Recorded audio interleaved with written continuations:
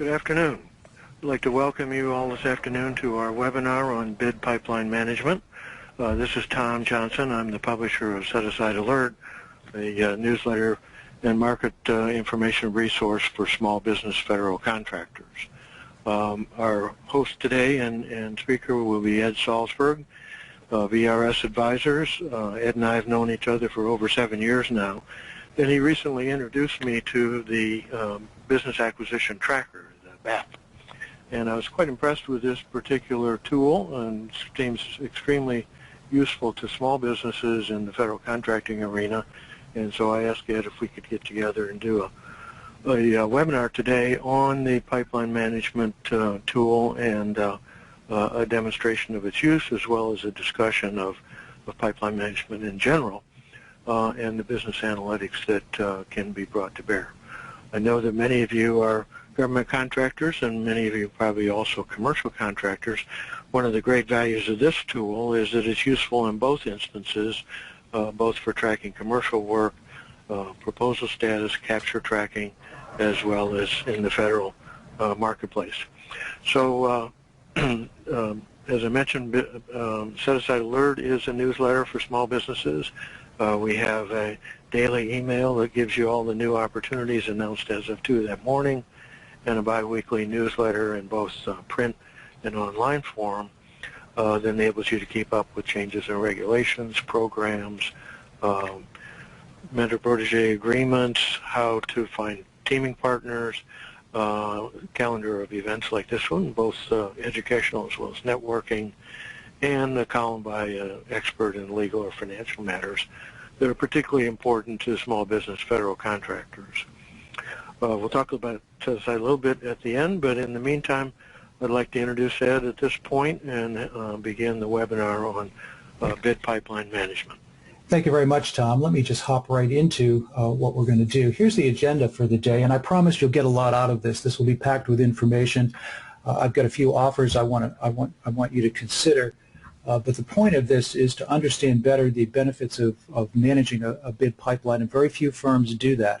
Actually, I was with a friend of mine yesterday who's a senior VP at one of the major firms, and we were talking about pipeline management. I have to say that if you were to use this system, you would be well ahead of that company and several others in terms of the rigor in which they manage their business development program.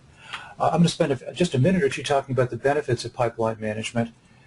And then I'll go over the important pipeline analytics. Then I'm going to do a live demonstration of the Business Acquisition Tracker, which helps you execute an effective pipeline management program. Also helps you execute a capture program, so it works on 2 levels. Management should be interested in the pipeline management part of this.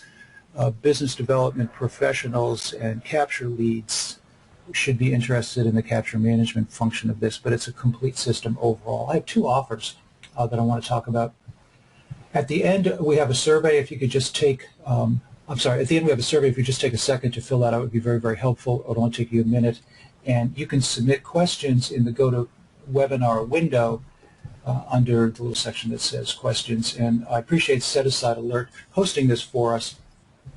Here's their website. You should go up and take a look around. There's a lot of value out of a Set Aside Alert subscription for small businesses, but also for large businesses as well. First question you might ask is, why should you listen to me? The real reason is that I have bedrock experience in the consulting business, excellent consulting experience. I learned the business at SAIC when we were only $50 million. I was part of that explosive growth to $1 billion in about 13 years. I was a corporate VP very early on. I was there only a couple of years, and I moved right through the organization. You could do that at that time, and I can't say that it was because of me that it became a $1 billion company, but I saw what it took to go from a smaller company to a large company, and from SAIC I moved to a couple of small companies that were able to use that experience as a partner in those organizations to grow them significantly. And then in 2007, I busted out on my own, and I worked with government contractors, helping them be more competitive, implementing more effective systems, analytical systems like the ones I'm going to talk about here, and also do some capture as well. Let me just first talk about some of the critical problems that pipeline management addresses. Well, first let me define it. Pipeline management is managing the suite of opportunities that you have as a portfolio rather than as individual captures. By doing that, you're able to use analytics and measures that enable you to make more effective investments. And you're able to make those opportunities or drive those opportunities through a maturing process much more quickly. So here's what they address, and there are more than 6, but these are the 6 that are really important. The issue of RFPs being released before you have sufficient competitive information, which absolutely lowers your win rate. The business is much too competitive to run into it and think that you're going to win just by writing a good proposal. Well, it does happen once in a while, but chances are there are firms that are well positioned, well ahead of you for that procurement, and you have to get started early. And there's certain information that you need, and pipeline management helps you stage that in a way that you know very early on whether you're competitive or not. Second, it helps you make no-bid decisions early in the process rather than late in the process. You have to gather the same information to make a fully informed bid decision. But to make a no-bid decision, there's certain pieces of information that if you get right away, you can make that no-bid decision early and not waste those resources and reinvest them. Pipeline management is a way to do that, and the metrics that I'm going to be demonstrating here help you do that. If you're uncertain about the viability of your bid list and the organizational's growth potential, a systematic approach to pipeline management will help you improve that viability so that you only have a meaningful list of opportunities, not just a list of things that you may be going after or may not be going after for a variety of suspect reasons. It helps you allocate resources effectively across the opportunities so that you know where the investments from a pipeline standpoint, from a management standpoint, need to be made, as opposed to looking at opportunities individually, and you really can't see the forest for the trees as to whether you're making good investments with your total marketing and B&P budget. Organizations that are slow or reluctant to adjust to shifting markets, the pipeline management tools, especially the BAT map, which arrays the opportunities in a way that management can make some decisions, really addresses this issue and gets to the heart of the matter about whether you have an issue with services, you have an issue with markets, and whether one or the other has to be shifting. And finally, you're basing your growth on market opportunities, and this is really the point in the end. All of these things wouldn't matter if your company is growing, but if it's not, then chances are you're not allocating those resources effectively to the right opportunities as a suite of opportunities in order to drive growth within your organization. And even if your organization is growing and you're not managing your pipeline effectively, at some point in time, that misallocation of resources is going to have a material effect on your growth rate. The sea may be rising in your area, but when it stops rising or starts to go down, that's where the effective pipeline management really separates the firms that continue to grow through the bad times from those that don't.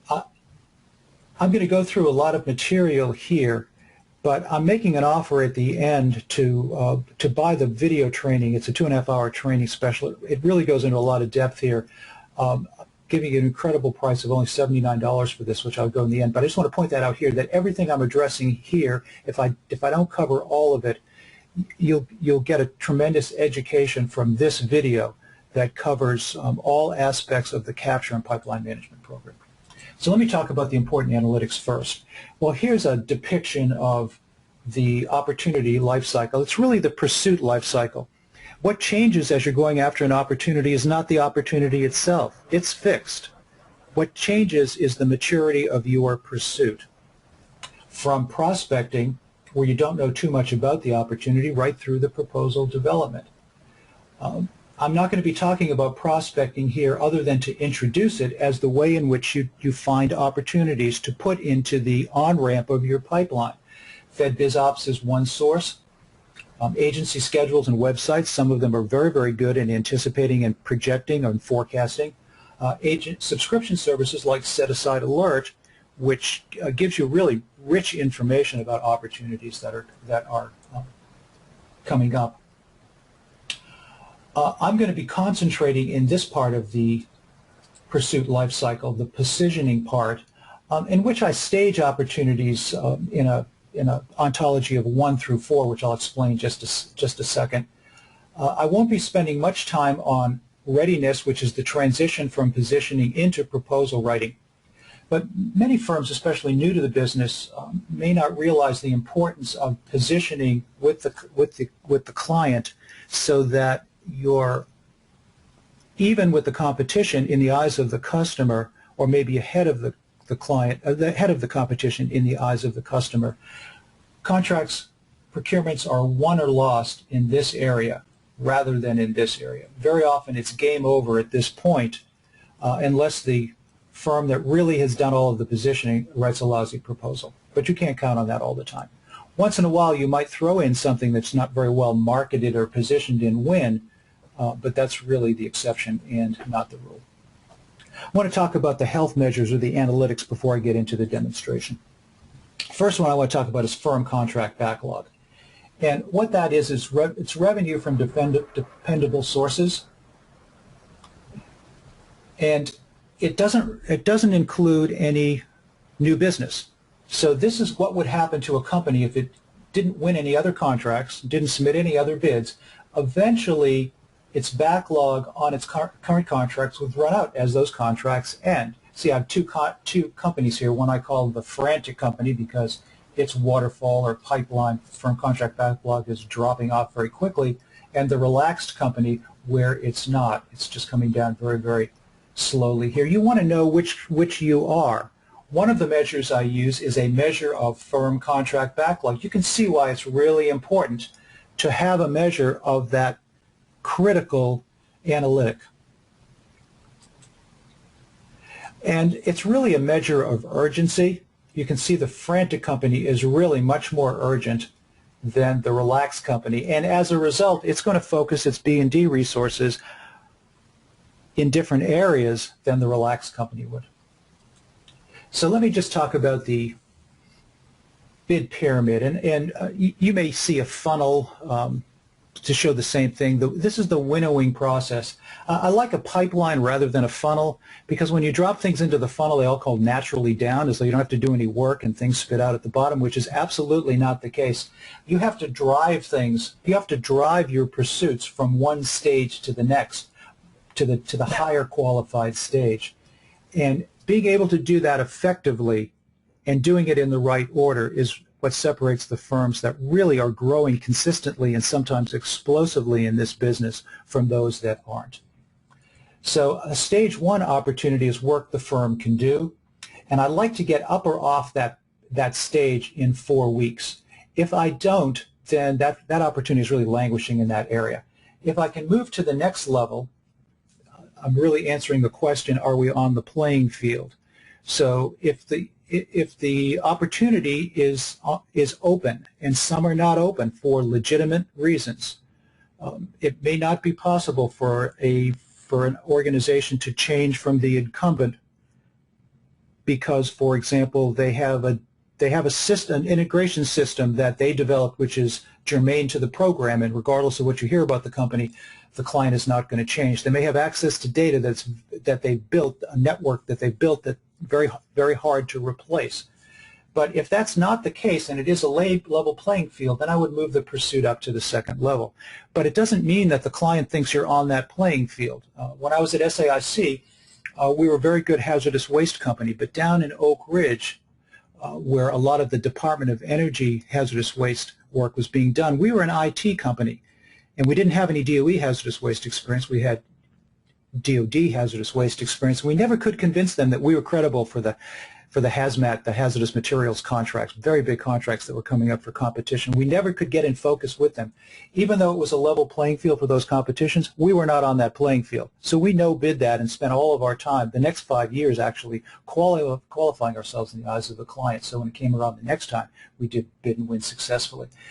The next stage is stage 3. If we know that we're on the playing field, then what that means is the client thinks that you're credible, and then finally moving up to a preferred position. You can see that I'm getting to a mature stage. But the whole rationale for staging these analytics is getting measures to tell me how much activity I have in these early stages, how much I have in these later stages, and whether I have opportunities or pursuits in the right stage. So the first measure I use is called leads backlog, and I have an analytic that I use to determine whether the company has enough activity going on in that early stage or not to drive their growth plan. And I call that the vitality of the marketplace. If you have a very good method of identifying opportunities and you can't find any, then it has nothing to do with your business development program. What isn't working, what isn't happening is there's no opportunities in your area. So then you've got to change and look for new markets or provide new services into that marketplace. That's why I call it the vitality, not of your program, but the vitality of your market. In this middle stage, the qualified leads backlog is really a measure of the vibrancy of your program. And if you drive those pursuits through a systematic process, then I provide a measure that will show you whether or not you have enough opportunities, enough activity in a dollar volume to really drive your program. And then the third measure is the qualified proposal backlog. Regardless of which stage that you're in, and I call that stability because that's where your replacement work is going to come from to really quickly raise that waterfall slope to a flatter or maybe an increasing line. But regardless of where that pursuit is, the goal here is to get up or off in defined time frames. And I put notional time frames in here too to give you some idea of how long it should take to move from one opportunity to the next. So if you keep these stages in mind,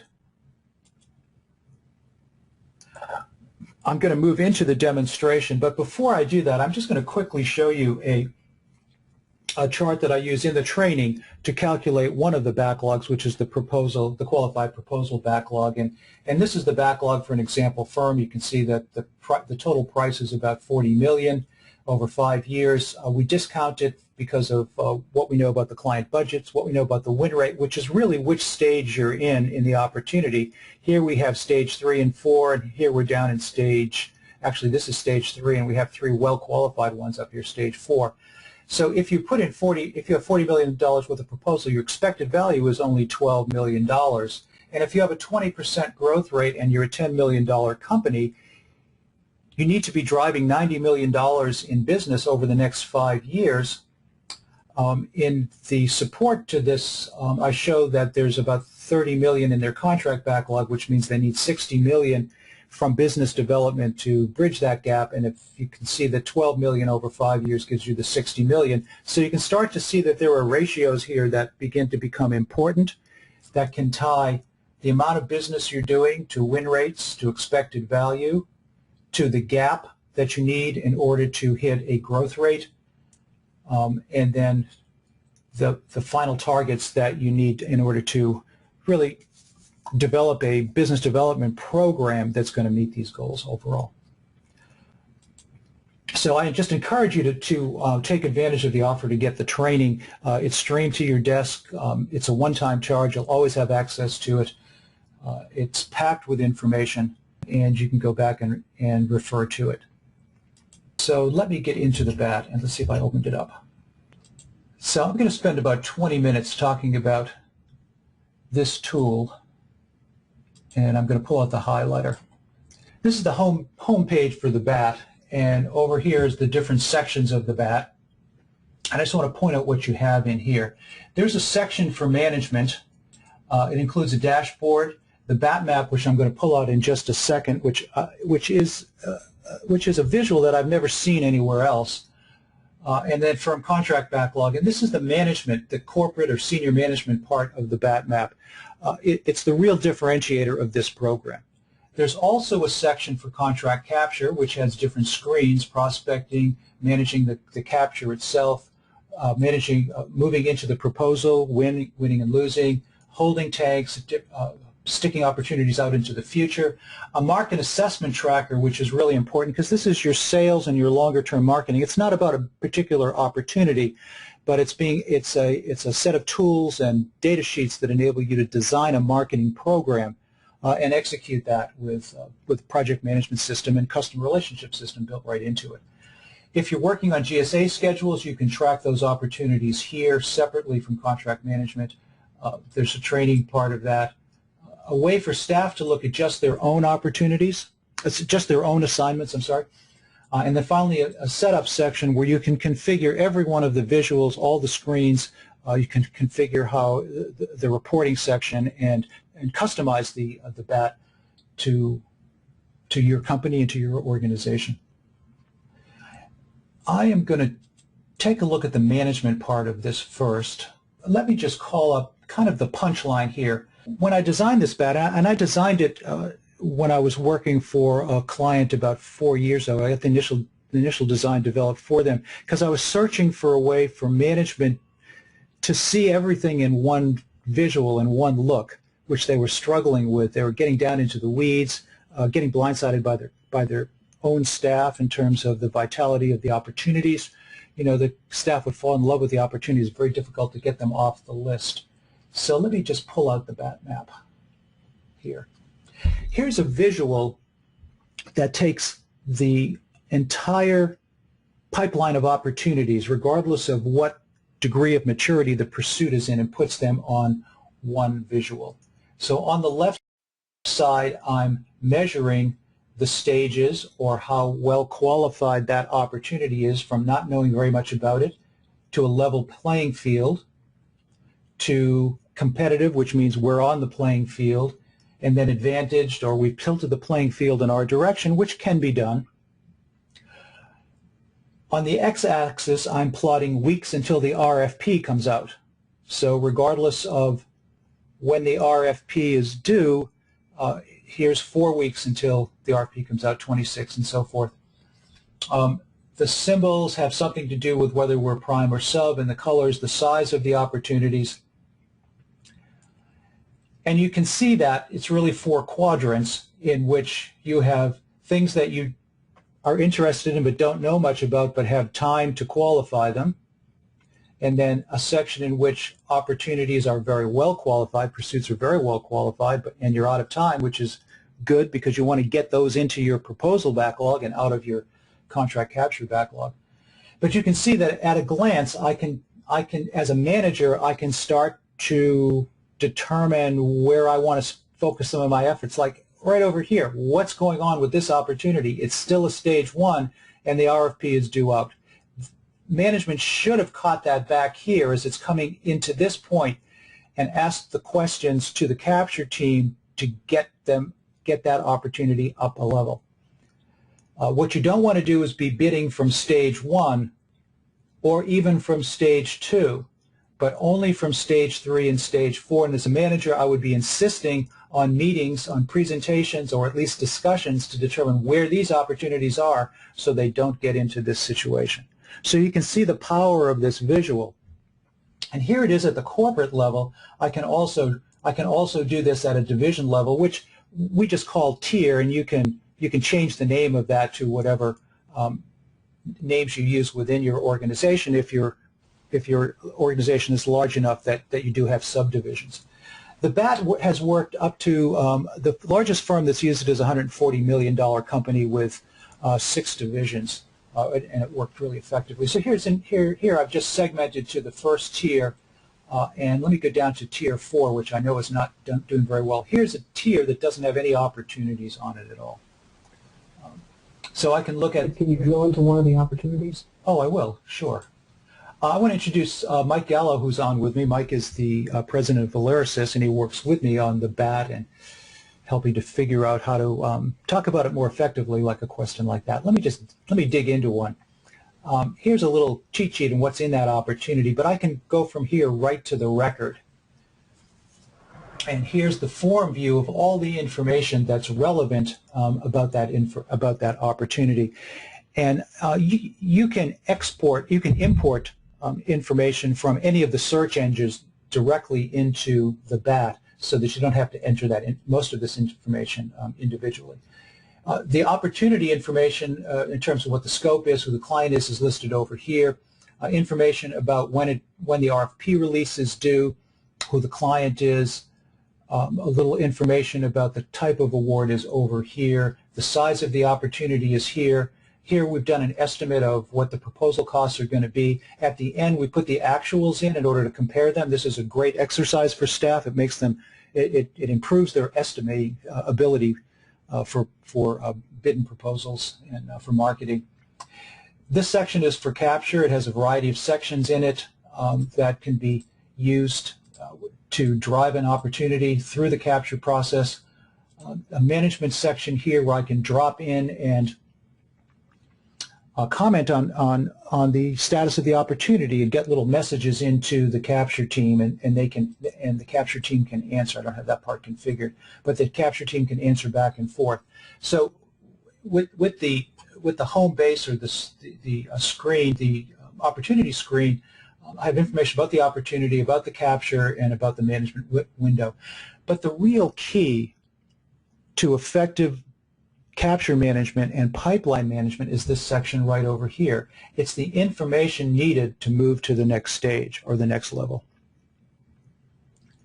Here we have a stage 3 opportunity, and stage 3 means that we're on the playing field, and in order to move to stage 4, which is we're advantaged or tilted in our direction, I want to get specific information from that capture team. And here are some hints here under the I of the information. Have we tilted the playing field in our direction? I want the capture team to be working on these actions, determining that the client prefers us, but specifically what have we done to make the client want this value proposition, and how do we know the client is not also seriously considering other bidders? We may think we're preferred, but all we've done is raise the bar for stage 3. We haven't actually moved into stage 4. All of the competitors have solutions that the client is interested in. But if this weren't a stage 3, but let's say it was a stage 1 opportunity, let me move it down into stage 1, and you'll see how this system works. And this system right here is what drives the pipeline and makes this an effective pipeline management tool right here, because it forces the capture team to get the right information at the right time in order to move those opportunities through the maturity stages. So if this were a stage 1 pursuit, that would mean all we know is that we're capable of doing the work, but we don't know how competitive it is. Never mind whether we're on the playing field or not.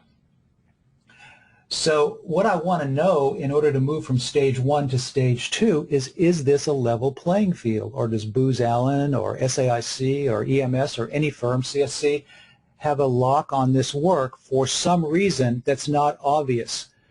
So I want to know answers to questions like, what's the evidence from client contacts or program information that we're getting that this is a level playing field, even though there is an incumbent here?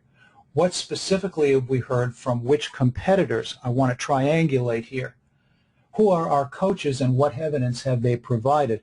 In the training program, I talk about coaches and how to get a coach and the importance of the coach and why you need a coach for these opportunities, whether that's an individual, internal, or external to the company, someone that can answer these questions for you or with you and save a lot of time. I'm not going to go into how you answer those questions. That's the subject of other training programs that I do. The how is extremely important. This is the what management needs to know in order to move it to the next stage. The how is hand-to-hand combat in the trenches, and I go into that in a more extensive training program too. So let's assume the answer is from all of that the incumbent has been okay, but they'd be interested in a change and they're looking for some new solutions. I then can move that to stage 2. I don't have an opportunity in here, but or some actions in here. But let's see what kind of questions management should want to see answered in stage 2 in order to get to stage 3. So we want to know now that we know the playing field is level, are we on the playing field? How do we know the decision makers see us as a credible prime? Not an answer like, oh, they see us as a credible prime. That's not what I'm driving at. I want the evidence. How do we know decision makers see us as a credible prime? Capture managers very often are drinking their own bathwater here. They've fallen in love with this opportunity or its job security to be going after it. I want to flesh that out and get the hard facts of why that opportunity deserves to be moved to the next level. And then equally important, if we're not on the playing field now and we need to get there, how much time will it take and what will it cost? Because I may make a no-bid decision based on that. Can you see that if, and I'm sure you can see that if this is a stage 1 opportunity and I can't get to stage 2, that means somebody has a lock on the work. Why would I bid it? I'm going to no-bid it right there and save all of that money. If I'm in stage 2, but I can't convince the client that we're credible, like my SAIC example, I'm going to no-bid it right there, like we did. If I'm in stage 3, now I know that it's open competition, level playing field, I'm on that playing field, I'm going to bid that unless there's some reason at the end, like competition for resources, that I'm not going to go after that. You might have noticed over here that the win probability changed when I changed those stages, where stage 1 is a 1 in 20 assigned value, a stage 2 is a 1 in 10 assigned value, stage 3 is a 30% assigned value. Bidding things that are 30, if we have a 30% win rate, you bid several of those, you're going to do pretty well. It's hard to get up higher than that. You can for incumbencies and things you have very special capabilities for. If you get to stage 4, then I would raise that to 70%, because things can still happen. The competition could then maybe jump ahead of you, maybe late in the game.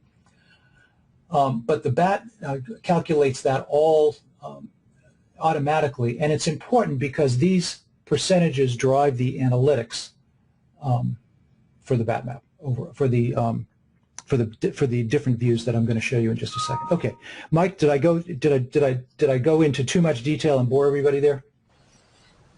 Yeah, I think that was really good. I think one of the point, Ed, and as a former CFO, this would be important with your win probabilities. As you move the opportunities through the pipeline and you're increasing your win probability, you go from speculating about whether or not you can win the proposal to actually investing B&P funds to win the proposal. And as a CFO, former CFO, that's an important distinction for me in terms of making the decisions on what I want to invest my limited B&P dollars in. Absolutely great point. If you could raise your volume just a little bit, you're just a little bit soft. Will do. Ed, can you go back to the BAT map now? You were viewing how well the opportunities are moving through the pipeline, and can you show the audience now how management can determine if enough opportunities are on this map? Sure. Okay. So the BAT map itself shows you whether they're moving through, but the question of whether you've got enough opportunities in here is really tied to the size of the company now and the size of these opportunities that you're going after. And the BAT map doesn't show that, but the dashboard does. So we're still up in the management section. I dropped down into the capture part of it, and let me just pull up the dashboard. The dashboard is chock full of information at the corporate level or at any of the division levels about the status of the pipeline in each of the stages and each of the pursuit levels: leads backlog, qualified leads backlog, qualified proposal backlog, and firm contract backlog. So here's a notional firm that's $16 million in revenue, and its firm contract backlog is $49 million. And I use a benchmark of 32 million, which is 2 times revenue, as that benchmark. I'm not going to teach you anything that's that sophisticated or probably that you don't know already. I'm just going to organize it in a way that you can execute it. The difference between firms that do well in this business and firms that don't do that well in the business has very little to do with the quality of their technical capabilities. Most people are good. It's having a better organization and simplifying the measures and simplifying the captured directions so that they're easily executable. And that's what the BAT map does, that's what the dashboard does, and that's what the BAT overall does, and what the training does. So I'm using a very simple measure here, and these guidelines are the multipliers against revenue. 2, 2, 1, and 1 work pretty well for most firms. But when I work with firms directly, we'll talk about this and look at the cadence of their business, and the cadences are different, so those windows are different.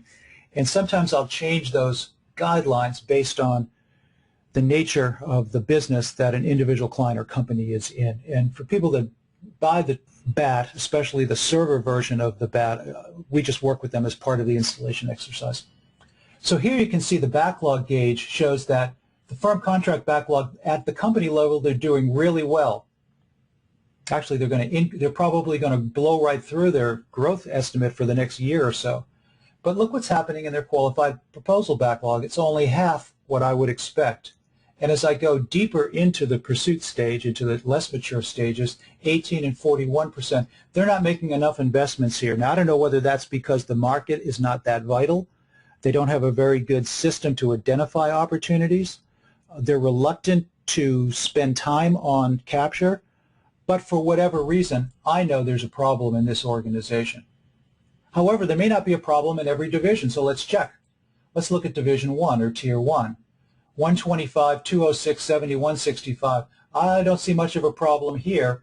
I don't look at these measures individually, at least the last three. I look at them as a group, and as a group we're in pretty good shape. Well over here, a little low here, in very, very good shape. This organization is on a growth path, but it's only on a growth path if those opportunities that they bid and they put into the proposal backlog are stages 3 and 4. If there are any stages 2 and stages 1 in there, all bets are off. Then they're just rolling the dice. I don't want to roll the dice. I want to be more like the house and kind of game this in my favor. And you do that by bidding only out of stage 3 and only out of stage 4.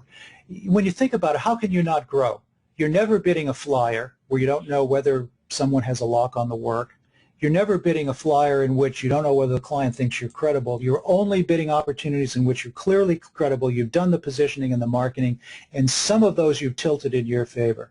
If 70% of your opportunities are stage 3 and 30% are stage 4, you can't help but grow explosively. It has to happen. The rest of this just looks at other parts of the capture program itself down to qualified leads. But let me just pull out the all in Excel down here just to show you one of the visuals here. So I can drive these into an Excel spreadsheet where at a glance I can tell important statistics about the corporation, or I can do this at a division level. Here's the backlog gauge. So at a glance I can tell that there are issues here, here, and here, and I've got to be investing more on the on-ramp.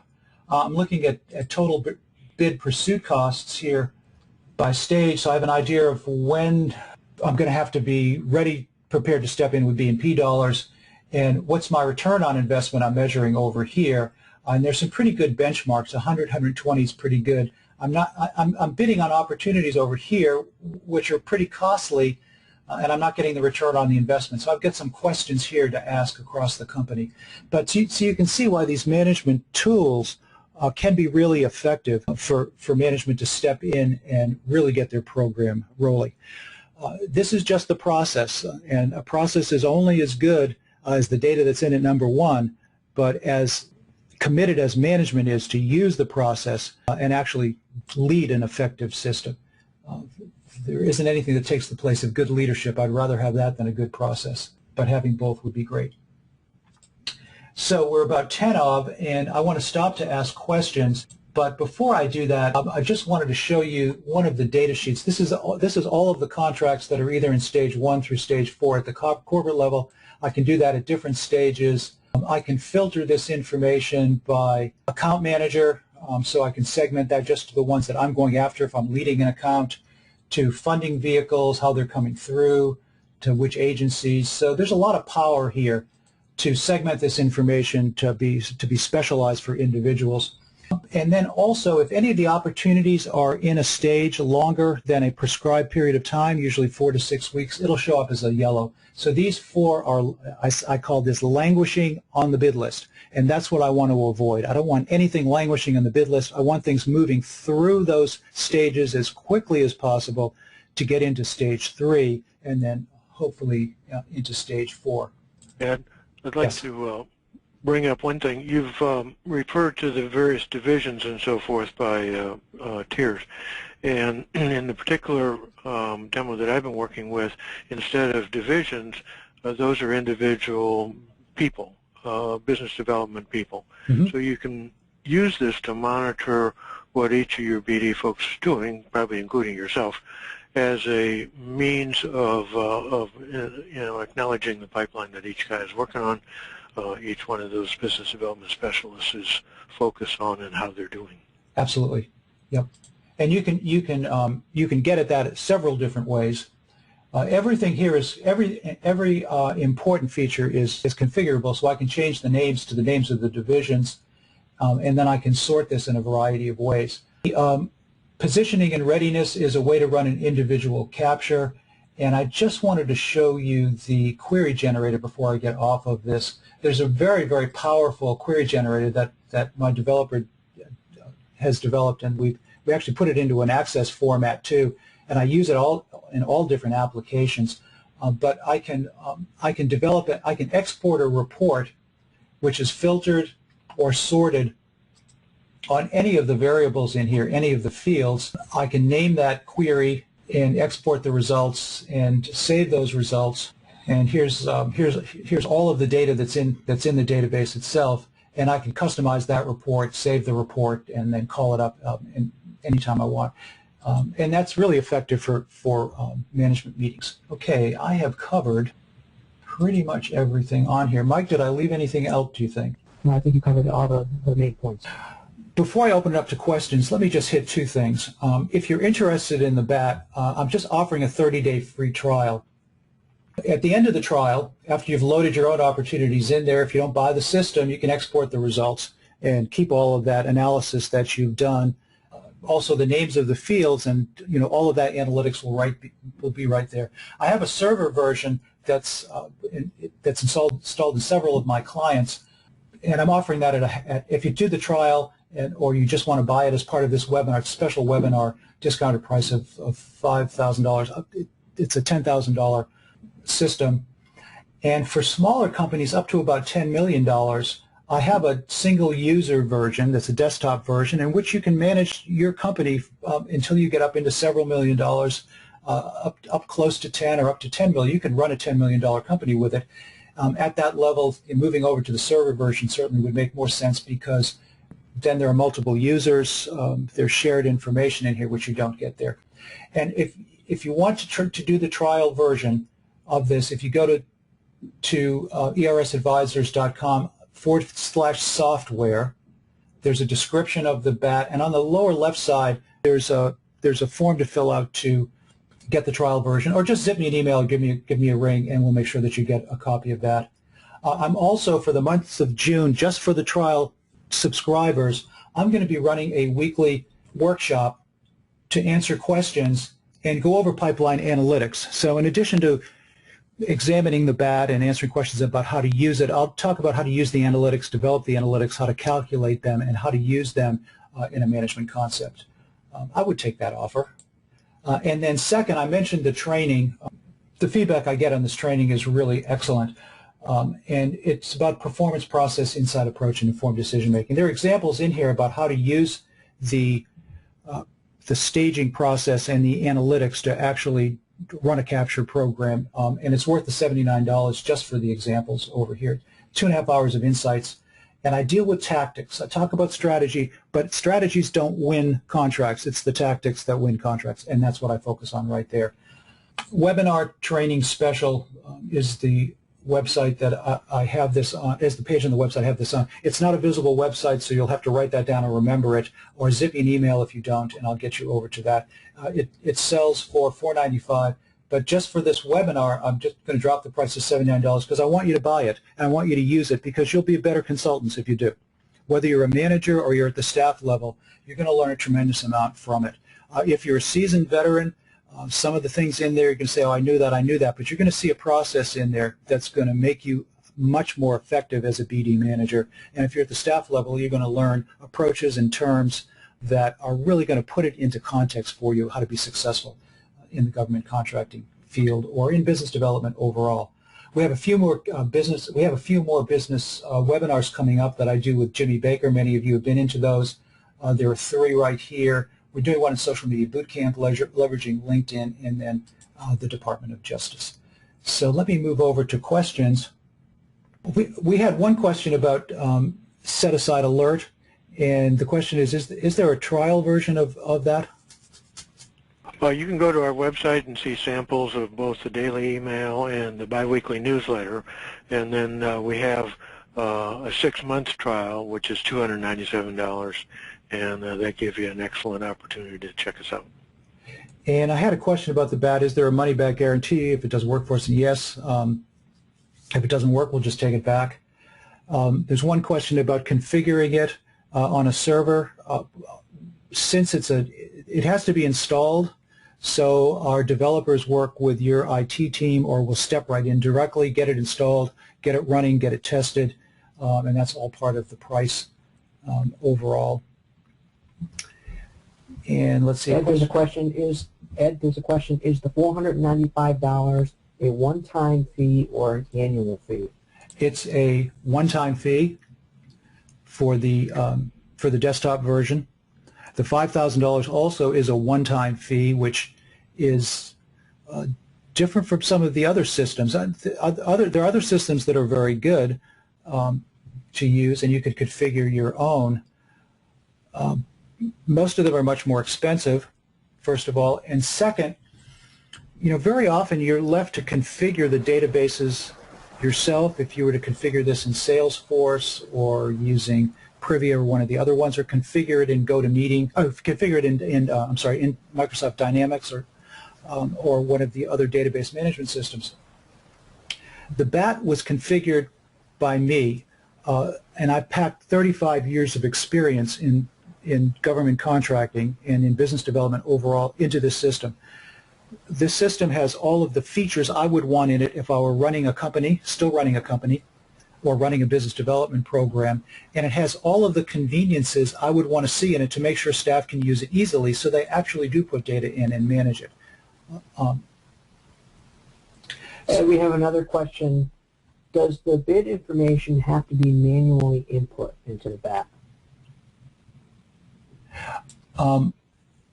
It doesn't. You can export. There's an import function.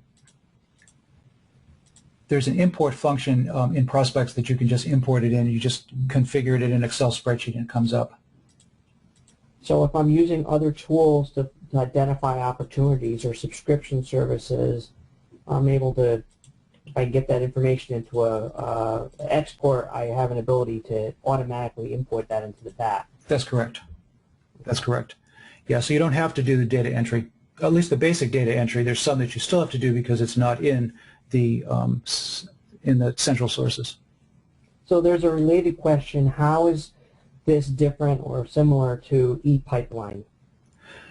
Okay, ePipeline deals with prospecting and finding the opportunities, and then putting those opportunities into a spreadsheet or a data system in which then you can apply whatever it is you want to apply to evaluate the opportunities and run a capture program. So it stops at that point. So the export from ePipeline or any of the other business intelligence systems is the input to the BAT. Okay. We have a question, are the slides going to be made available? Yes, right after the session I'll get them up and everybody will get an email, and you'll also have access to the video too, to this recording. Okay, Mike, you're doing great on the questions. Why don't you just keep going? I see I was looking in a different section. Let me see if there's any other ones that we didn't touch on.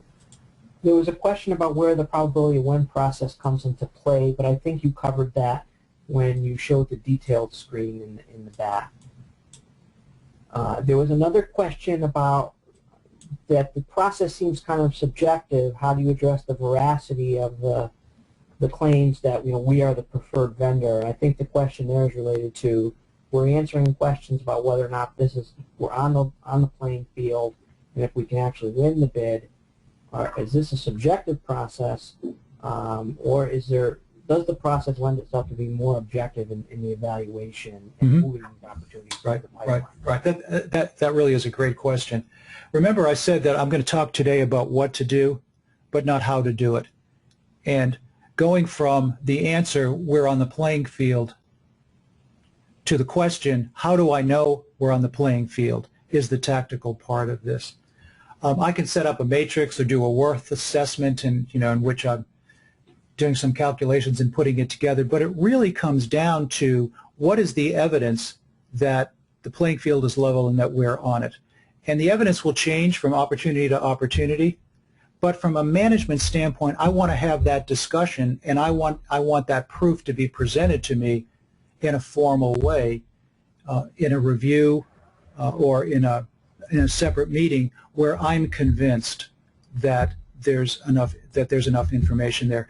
And in the training that I do, I go into how you actually get that, so that you're testing the veracity of the information all the time.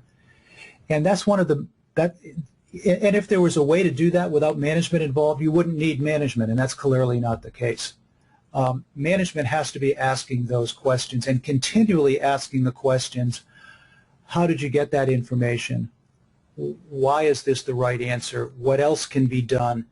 And it's that process of review and critiquing that gets to the point in which you can't ask another question. I'm completely out of questions. And at that point, it's either time to move or it's time to move it off. And several of my clients that I don't do a lot of work for anymore because I've trained them and taught them and I don't have any more to tell them, call me into their pipeline review meetings just because they want me to tell them, yes, you've got enough information to make that decision to move it to the next level. So that was a really good question. I wish I could give you an answer to say, take A plus B equals C and you're done. It isn't that case. It isn't that. It's providing management with a way to ask those serious probing questions, getting the answers, and then assuring itself that there are no more questions to be answered, and then we can move to the next level. We're running out of time here, Ed. One more question came in, and I think this will be the last question. Can the system be used on both the desktop and the laptop?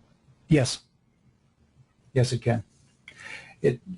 The screen, you can see the whole thing on I use a 13-inch screen, and I can run the program right off of there on my little laptop. Got to scroll a little bit to do it.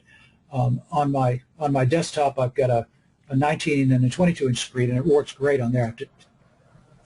So it's a little better on a bigger screen, but it works fine. Yeah, I've been using it on a laptop, and it's working great. So. Good. Okay, Mike, we got to the end of the questions? I think that's the last one, yes. Great, and we're only about 6 minutes over, so thank you, Mike, for stepping in and helping with the questions and also making sure I stayed straight on the presentation, and Tom Johnson from Set Aside Alert for setting the webinar up and giving me the opportunity to do it. I think it's gone real well, Ed, and the power of the tracker is obvious here. We will be in contact with the attendees with a special offer on Set Aside Alert as well. Well, thank you very much, and thank all of you who stayed to the very end of the session. I appreciate your interest and your attention.